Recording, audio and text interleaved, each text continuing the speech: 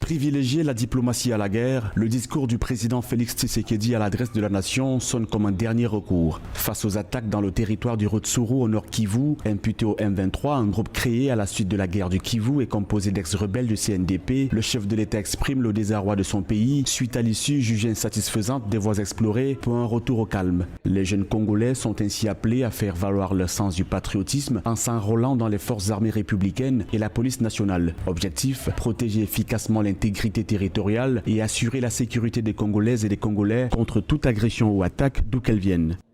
La guerre qui nous est imposée par nos voisins exige de chacun de nous des sacrifices.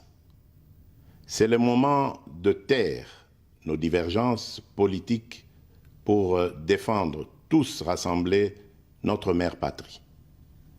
Notre histoire et notre marche commune ont sans cesse démontré que, loin de s'effondrer, notre nation et son peuple ont toujours relevé ce genre de défi et nous en sommes toujours sortis victorieux.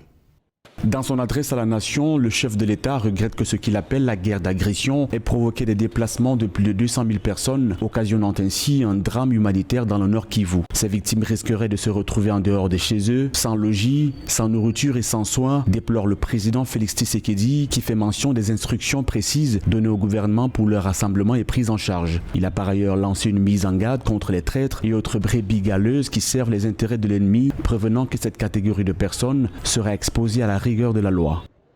Tout en renouvelant mon appel lancé à nos jeunes qui en ont la vocation de s'enrôler massivement dans nos forces armées. Je réitère l'instruction faite au chef d'état-major général d'accélérer à cet effet la mise en place de centres de recrutement à travers les 26 provinces que compte notre pays.